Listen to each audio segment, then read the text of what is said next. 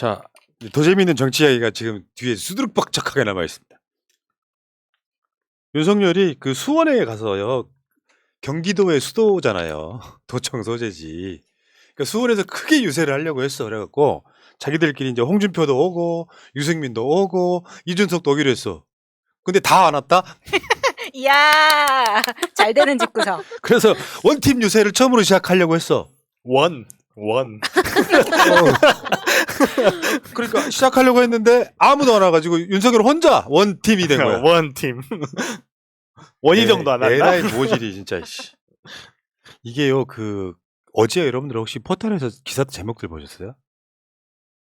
뭐 도시가 마비됐다. 아, 그런 식으로 빨아주는데 내 얼굴이 뜨겁더라고. 쟤들 저렇게 보도 내도 되나 싶을 정도로. 윤석열이 뜨니까 수원이 교통이 마비됐대. 얘 양아치 새끼들아 진짜. 기본을 갖춰 좀 제발. 그 지역 뭐 사거리 이런 데를 제외하고 어떻게 교통이 마비될 수가 있냐고. 아니, 뭐 좋게 생각하면 이럴 수도 있어요. 우리가 보통은 아무리 싫어도 사람이 좀 웃기는 사람이 오면 구경은 가잖아요. 구경.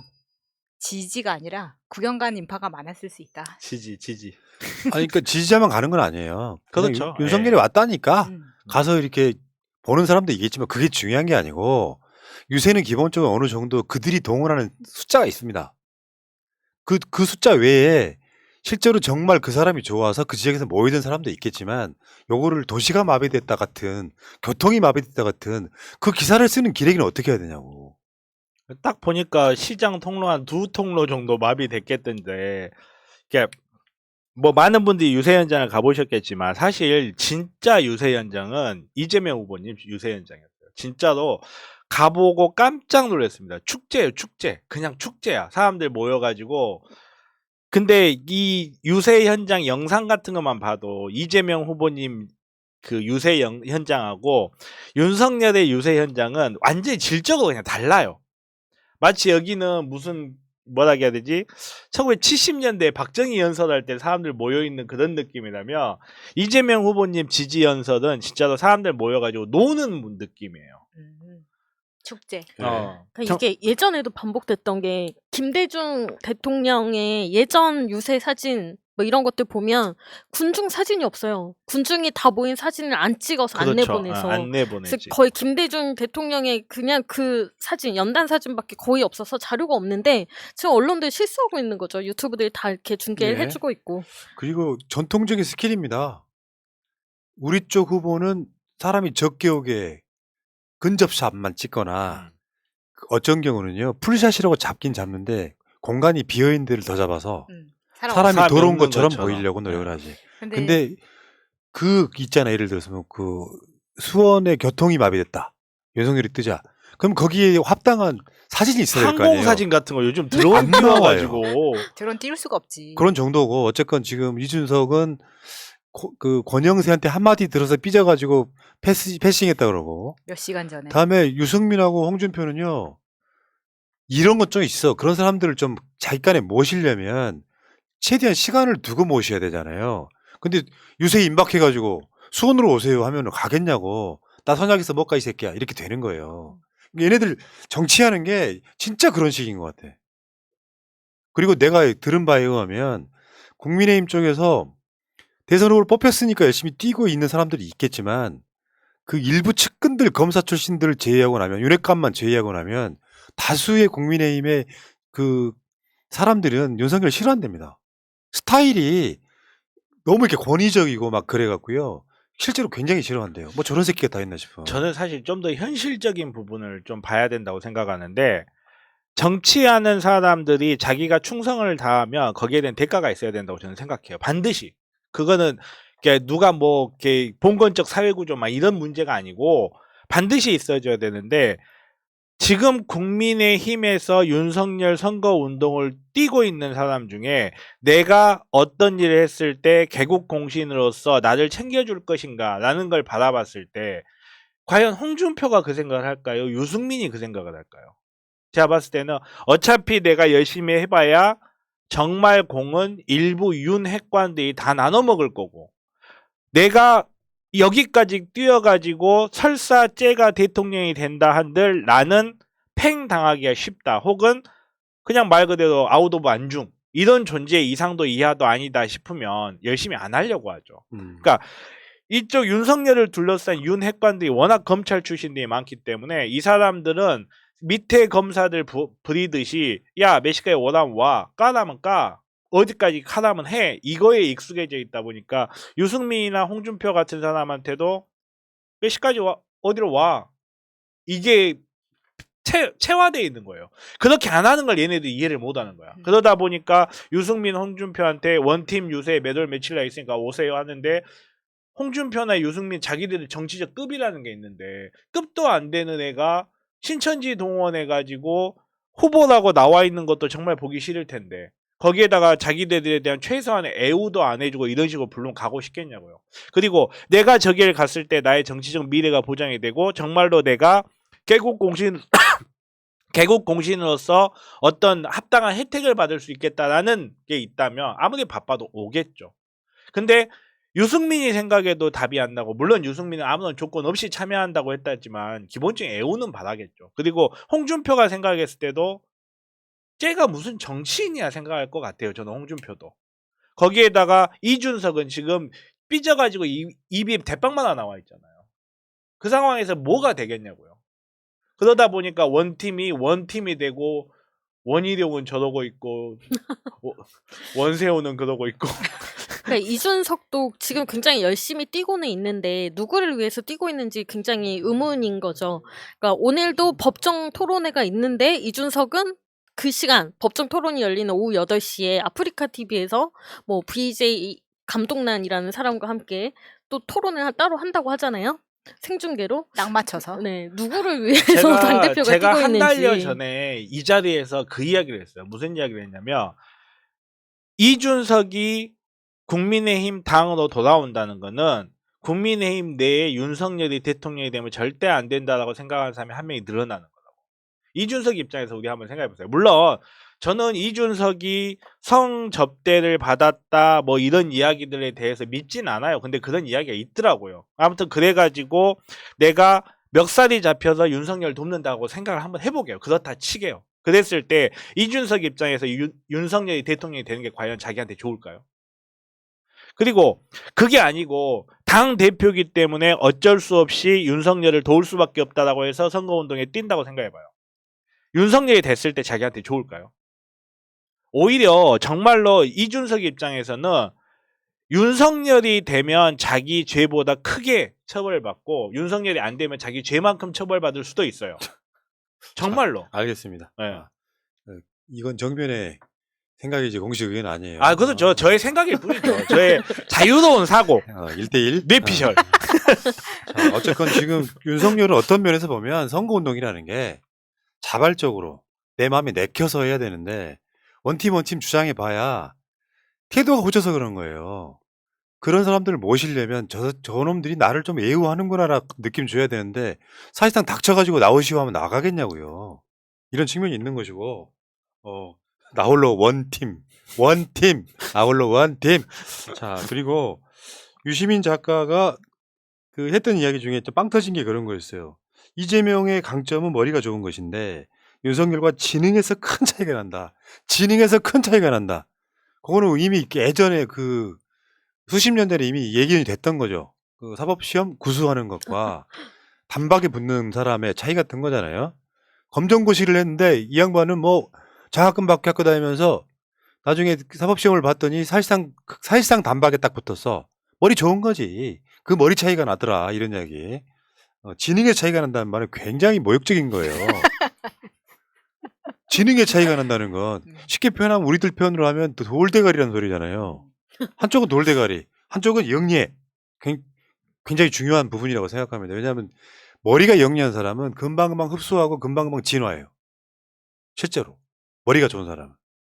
머리가 좋은 놈이 나쁜 짓을 하면 세상 나라가 망한다는 얘기가 있어. 그렇죠. 근데 이거는 머리 나쁜 놈이 무식한 놈이 뭐랄까 이렇게 지르는 것만 좋아해. 그러면 나라가 더 망하는 거예요. 여자들이 이상형에 대해서 얘기할 때 난 머리 좋은 사람이 좋아라는 거를 말 잘하는 사람 좋아한다고 얘기하거든요. 말을 잘한다라는 거는 본인의 철학이나 이런 것들이 다 내포되어 있어서 말로 나온다는 거니까 그렇게 얘기하는 사람이 많은데 여기서 이재명 후보가 딱 생각이 나네요. 예. 내가 오늘 들은 얘기인데, 나 진짜 빵 터져가지고 오늘 죽는 줄 알았어. 이제 커피 한 잔 마시고 이제 사무실 들어오려고 잠깐은 커피 한 잔 마시고 했는데, 우리 동네에 이제 한 40, 50대 아주머니들 한 6명 이렇게 앉아 커피 마시고 있더라고. 근데 내가 들은 이야기가 정확하게 그래요. 토론 보고 그 이야기로 뭐 자기들끼리 왜 주제가 나왔는지 모르겠고, 맥락 빼고, 내가 3차 토론 보고 윤석열 그 병신 같은 새끼 내가 절대 안 찍기로 했다.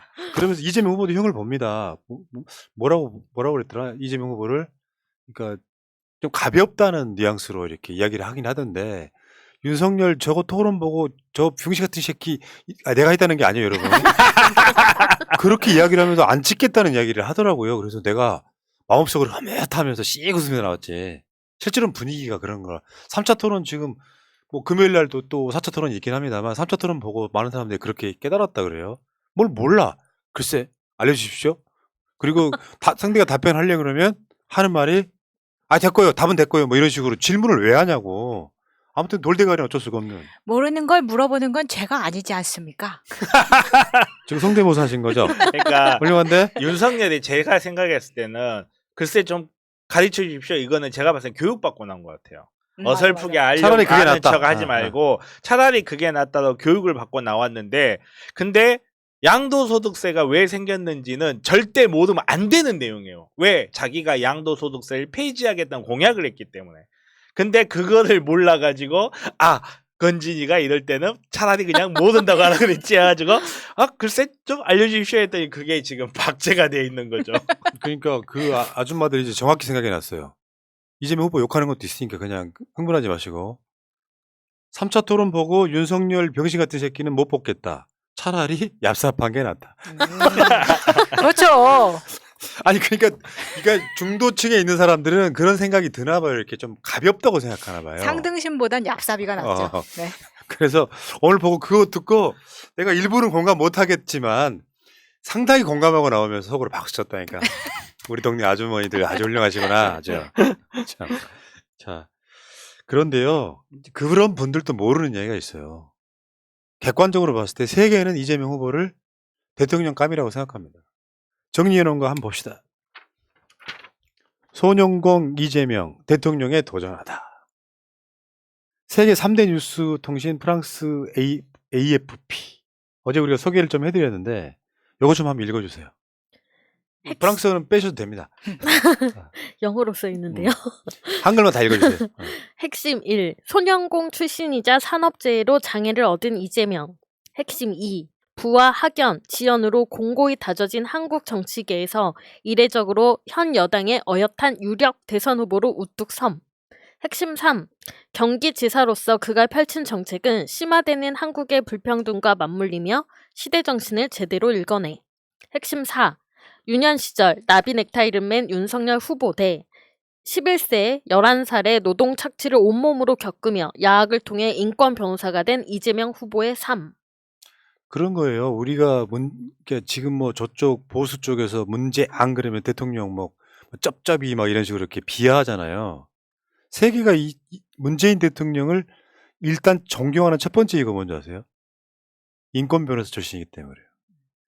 민주국가에서만 가능한 일이에요. 인권 변호사라고 하는 건 그 전에 있던 기득권들과 싸운 사람이잖아요. 그 싸운 사람이 대통령이 됐어. 민주주의적으로. 쿠데타도 아니고 혁명을 통해서. 촛불 혁명으로. 그렇게 해서 살아온 삶에 대한 경외감 같은 거예요. 바로 마찬가지입니다. 선진국에 있는 다른 나라 선진국들에서 검찰총장 출신이 대선 나왔다는 거를 이해를 못한다 그랬잖아요. 브라질 경제가 망가진 이유도 정반대로 설명을 드렸죠.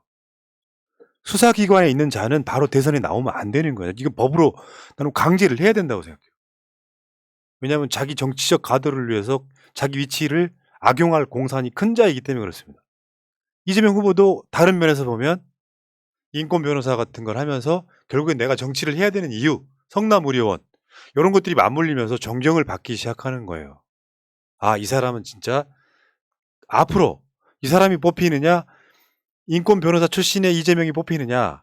이미 이재명 후보라고 하는 사람은 12년 정도 정치권에서 지금 자기 실력을 입증을 했고, 검찰총장 출신인 자가 지금 대선에 나왔을 때 대한민국은 기로에 놓여 있는 거예요. 누가 뽑히냐에 따라서. 이건 뻔하잖아, 답이. 우리도 보이고 외국인들도 보이는데 우리나라 일부 보수만 못 보는 거야, 이게.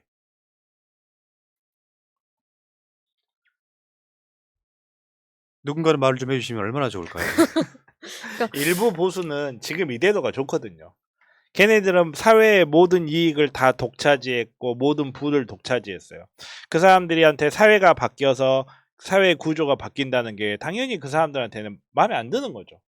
그 변화가 마음에 안 드니까 현재 상태로 고정을 시키고 싶은 거고, 국민의힘 같은 무리들의 입장에서는 자기네들 입이 100개여도 할 말이 없는 상태예요. 왜? 자기네 지금 대통령들은 모두 다 감옥에 갔거나 아니면 민족의 역적으로 평가를 받고 있는데 반해 민주당 출신의 대통령들은 지금 자당 출신 후보조차도 그 정신을 내가 이어받겠다라고 하고 있는 그 질적인 차이.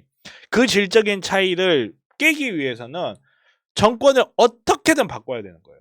어떻게든 바꿔서 자기네들이 갖고 있는 무거운 짐인 이명박근혜를 지워버릴 수는 없더라도 정치하는 사람 다 똑같다. 문재인도 박근혜랑 별 차이가 없다. 이런 식의 이미지를 만들어주고 똑같이 대통령 출신들은 다 똑같은 결말을 맞는 걸 보여주면서 자기네들의 묻은 똥을 민주세력한테도 묻혀서 똑같은 효과를 얻으려고 하는 거거든요. 자기들이 씻는 게 아니라. 그렇죠. 그만큼 절박해요, 얘네들도. 예. 그러다 보니까 굉장히 지금 박빙의 싸움. 우리 사회가 한 걸음 나가느냐 아니면 이대로 주저앉느냐라는 굉장히 박빙의 싸움의 현실에 놓여 있는 거죠. 예. 그런 정도의 뭐랄까요, 프레임이 만들어지고 있더라고요. 아까 말한 윤석열 비읍시옷 뭐 이렇게 나오는 얘기가 확실히 그런 것 같아요. 우리 동네 같은 나경원 주장 강남 4구라고 하는 동작구에 계시는 보통의 이제 아주 나이 많으신 그런 분들 말고 보통의 그냥 일반 시민으로 사시는 분들 입장에서 그런 쌍욕을 할 줄이야. 아, 나 그거 보고는 내가 느끼는 사이다. 아, 이분이 우리 동네 이재명이구나. 비읍시옷 막 이야기하니까, 시원하게 이야기하니까 정말 좋았다는 말씀 드리는 게, 부끄러운 사람을 우리 대표로 어떻게 뽑습니까? 좀 그렇죠. 그런 말씀 드리고,